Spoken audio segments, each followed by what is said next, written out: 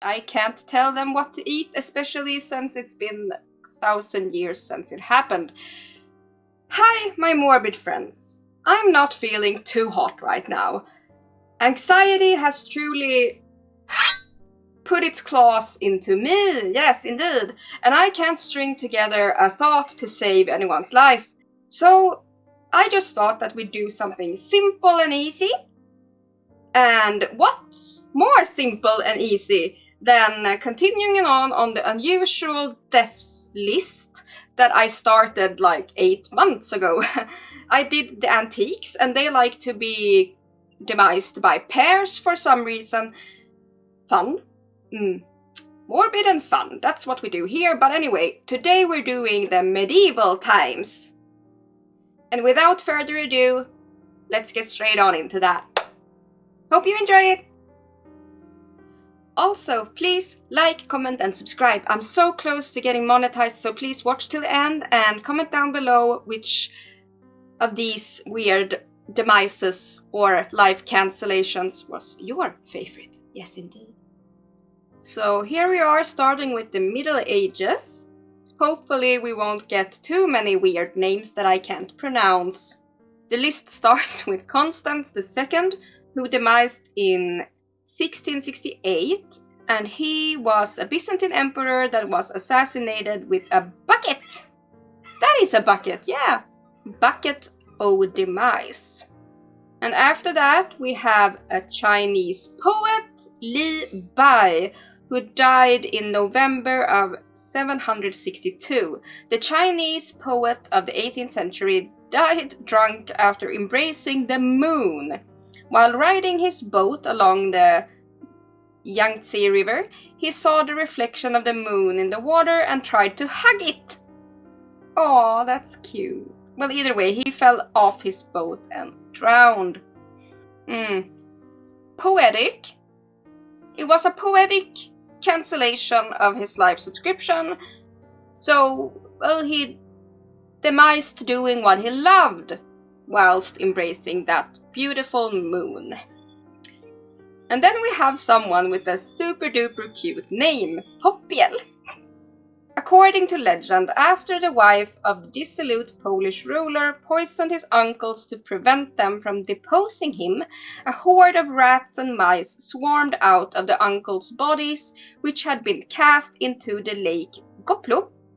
Okay, and they pursued Popiel and his wife to a tower in which they had taken refuge and ate them alive. Can we get a nice picture of that? Oh yes, we can. There we are. Amazing. Good. Then we travel on to Scandinavia because we have a Viking.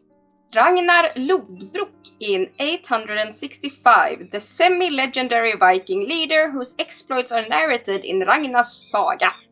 A 13th century Icelandic saga, yes, is said to have been captured by Ela of Northumbria, who had him executed by throwing him into a pit of snakes. Which sounds kinda like there could have been worse ways to demise if you're a Viking, I think. He got off pretty easy with them snakes. Then we move on to a hormonal teenager, Louis III of France. In August of 1882, the King of West Francia demised, aged around 18, at Saint Denis whilst mounting his horse to pursue a girl who was running to seek refuge in her father's house. He hit his head on the lintel of a low door and fell, fracturing his skull. Sad. Well, that's what you get for hunting girls that don't want you. Please don't do that. Another thing you shouldn't do is hunt Bambi. That's what Basil I did in August 886. Just a few years after Louis there. The Byzantine emperor's belt was entangled between antlers of a deer during a hunt, and the animal dragged him for 16 miles through the woods, and he contracted fever and died shortly afterwards. Don't hunt girls or Bambi. it won't end well. And then we move on to Sigurd the Mighty of Orkney in 892. The second Earl of Orkney strapped the head of his defeated foe Bricte to his horse's saddle. Bricte's teeth rubbed against Sigurd's leg as he rode, causing a fatal infection. What have we learned here, kids? Don't hunt girls, don't hunt Bambi, and don't hunt your nemesis. Because you'll just go into the history books in a fun but tragic way. Another cute name, Hatto. Oh, he has something in common with our cute name Popiel. I see. In January 970, the Archbishop of Mainz, like the Polish ruler Popiel, is claimed in legend to have been eaten alive by rodents. Well, it doesn't surprise me because rodents and demise was pretty entangled during the Middle Ages, the Dark Ages, medieval times, with the Black Death and all that. So, yeah, if they're gonna embrace that, they might as well just eat us up too. I, for one, embrace our rodent overlords. Moving on. Abu Jawhari, I'll just say, around 1000 AD, the Kazakh Turkic scholar from Farab died after a failed aviation test. It is said he used 2 wooden wings and rope, and he leaped off the roof of a mosque and then demised on impact. His entry into the Valley of Demise was most likely caused after he had delusions of being a bird, and is said to be the first person demised by an aviation invention. What a great way to get into eternity. Then we have Edmund Ironside, who, around 1000 AD again, the English king was allegedly stabbed whilst on a toilet by an assassin hiding underneath. New fear unlocked. They really had a way with imaginative assassinations back in the good old times. Henry I of England in 1001 sometime AD, while visiting relatives, he supposedly ate too many lampreys against his physician's advice, causing a pain in his gut and ultimately his life cancellation. Yeah. I have googled these before. I don't think they look too appetizing, but each to their own. Yes, I can't tell them what to eat, especially since it's been 1,000 years since it happened. Do people still eat them? Because they look like something out of a horror movie. I salute him for the effort. Moving on. Pope Adrian in 1001 AD again. And he was the only Englishman to serve as Pope, and reportedly died after choking on a fly while drinking spring water. What a sad way to go there.